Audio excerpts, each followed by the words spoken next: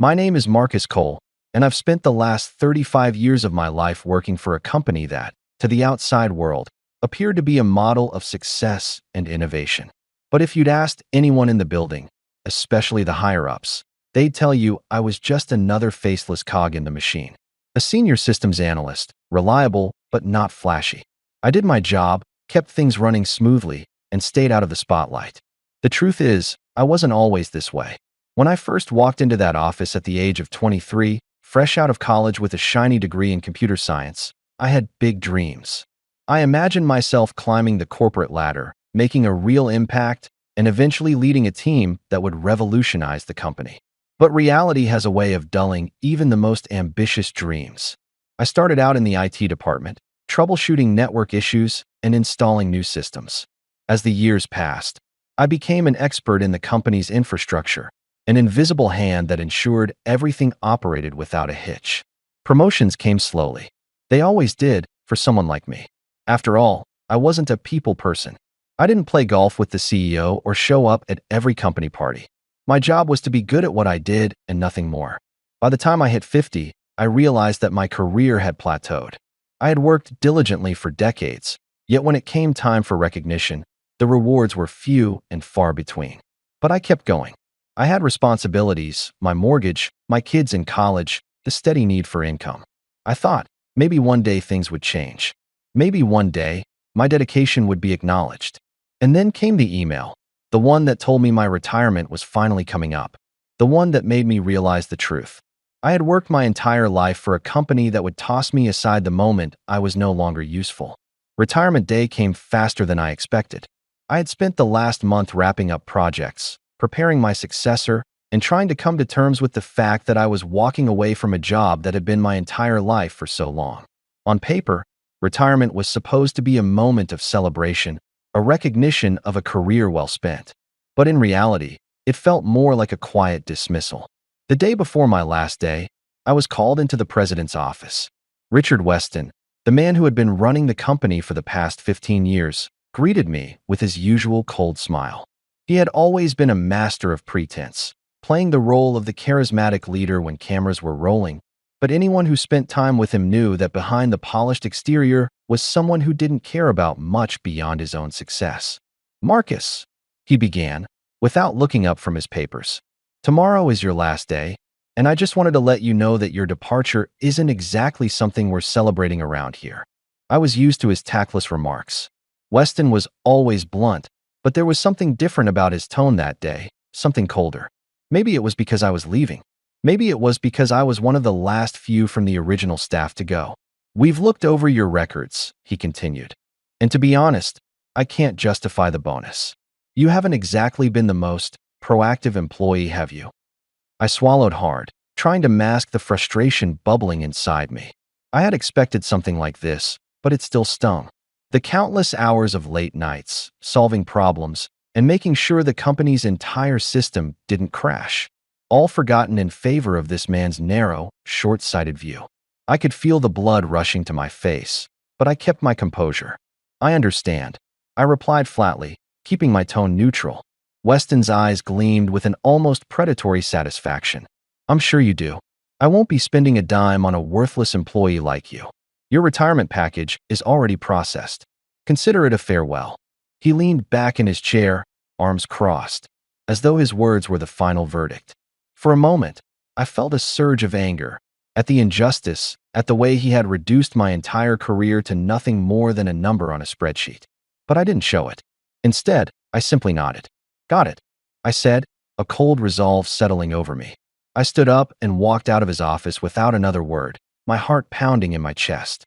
I had always believed in doing the right thing, in playing by the rules. But the truth was, I had given my best years to this company, and in return, they had given me nothing.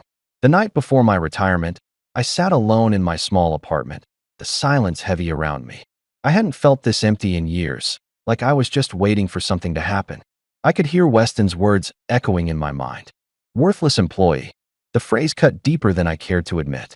I had spent decades helping this company grow, ensuring its systems ran smoothly, and now, after all that time, I was nothing more than a liability.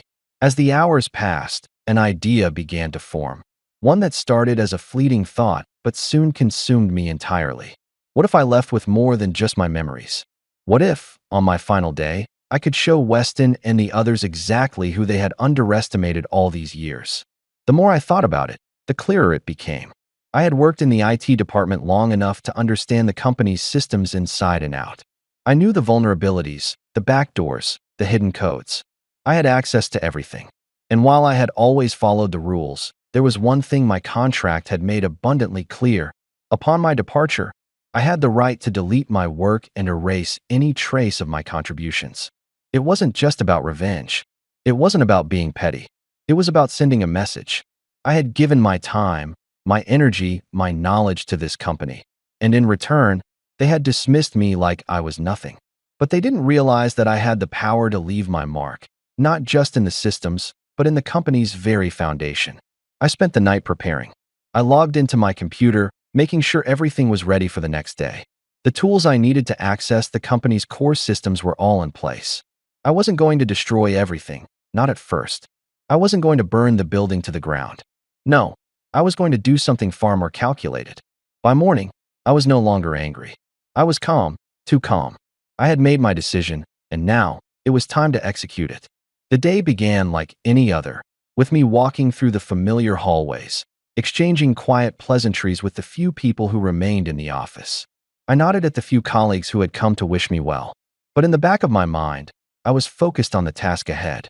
Weston's snide comments, his dismissal of my years of hard work, they fueled me now. I wasn't going to let him, or anyone else, get away with it.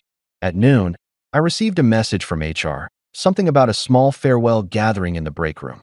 I almost laughed. A gathering. It was a formality, a token gesture to appear gracious when, in reality, they had no interest in me as a person. It was a chance for them to pat themselves on the back for sending me off with a handshake and a good luck. I ignored the invitation. My work, the one that mattered, was already in motion. I slipped into my office for the last time, locking the door behind me. The familiar hum of computers and the soft clack of keyboards filled the air, but I was in another world. I connected to the company network, bypassing the usual firewalls with ease. I had worked here too long not to know every shortcut, every loophole. I accessed the core systems, the ones that held all of the company's proprietary data, its confidential information, and, most importantly, its records of me. Then, with a few simple keystrokes, I began my work. First, I wiped the archives. Every email, every document, every project I had worked on over the years, gone. Next, I erased the backup files. I watched as the system slowly ground to a halt. Each click, each deletion, a small victory. The power was in my hands now, and I wasn't going to stop. The clock was ticking, and as I watched the minutes slip by, the weight of what I was doing began to settle in. I had reached the final step, the most dangerous part of my plan. I could hear voices in the hallway, the faint murmur of conversation as people went about their business, oblivious to the chaos I was unleashing. I was the last to leave for the day, the final cog in the machine. I could almost hear Weston's voice in my head. Worthless employee. He didn't know it yet, but I was about to prove how wrong he was. With one last deep breath, I accessed the system's core server, something that no one else in the company had dared to touch. This wasn't just about erasing files. No, this was about removing the foundation of the company's infrastructure, the very framework that kept everything running smoothly. The servers were the lifeblood of the company. If I could wipe them clean, it would cripple the entire operation. I paused for a moment, just before pressing the final button. I thought about everything I had sacrificed over the years. I thought about my family, my career, the years of hard work that had ultimately amounted to nothing more than a slap in the face. My contract gave me the right to do this. I had followed the rules, worked by the book, and now, I was going to leave a mark on this company that would last long after I was gone. In the deepest corners of my mind, I knew what I was doing would have consequences. People would lose their jobs, the company would suffer, and Weston would likely never fully understand why I did it. But in that moment, none of it mattered. I wasn't angry anymore. I was just cold, calculating, and ready to strike. With one final press of a key, I activated the command that would erase the server data. I watched as the system went dark, and then, as if in a delayed reaction, the entire network began to shut down.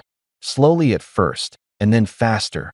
The files vanished, the records disappeared, and with each passing second, the company's heart stopped beating. I leaned back in my chair, a wave of calm sweeping over me. The system had been wiped clean. Weston's empire, built on my hard work, my loyalty, and my sweat, was crumbling in real time, and there was nothing anyone could do about it. But just as quickly as the feeling of victory settled in, my phone buzzed on the desk. It was a text from my old friend, Doug, who had been with the company nearly as long as I had. "Hey, Marcus, you've got to see this. Weston's furious. His assistant just called me. The systems are down. He has no idea what's going on. No one does. What did you do?" I smiled to myself, leaning back in the chair again, savoring the moment. "Just making sure they remember my name," I typed back. Then I shut off my phone and stood up, straightening my tie as if nothing had changed. But everything had changed. The company would never be the same. I turned off the lights, packed up my things, and left my office for the last time. My resignation had been completed. My final act was done. As I walked through the corridors, the familiar faces of employees who didn't even know what was happening gave me no reason to pause. I could feel the weight of their ignorance, but I also knew they wouldn't understand. They weren't a part of the decisions that led to this. As I walked past Weston's office, I paused, looking through the glass. He was in there, shouting at someone, his face red with frustration. But that didn't matter anymore. It was too late for him, too late for the system, and too late for everyone who had ever underestimated me. The morning after my departure, I sat in the comfort of my own home, watching the sunrise filter through the blinds. The silence was peaceful, almost too quiet. I had expected to feel something, guilt, perhaps, regret, but all I felt was a profound sense of relief. It was over. I had finally taken control of my own story, no longer bound by the expectations or limitations that the company had placed on me for so long. The phone buzzed again, this time with a call from Doug. "Marcus, what the hell happened?" Doug's voice was thick with disbelief. "The entire system's down. Weston's blaming everyone, but he doesn't know who's behind it. The IT department is scrambling to fix things, but they're in chaos. You've really done it this time." I paused before responding. "It's not about them, Doug. It's about me. About what I deserve. You know how long I've been doing this job, how much I gave. And for what? A zero bonus? A pat on the back as I walk out the door? I couldn't let them just brush me aside without showing them who they were dealing with." Doug sighed. "I get it, but you've really turned the place upside down. No one's going to forget this. Weston won't either." I smiled faintly. "Good. I don't want him to forget." I set the phone down and thought about my next steps. The company would eventually recover. After all, it was a giant with deep pockets. But for a brief moment, I had made them feel vulnerable.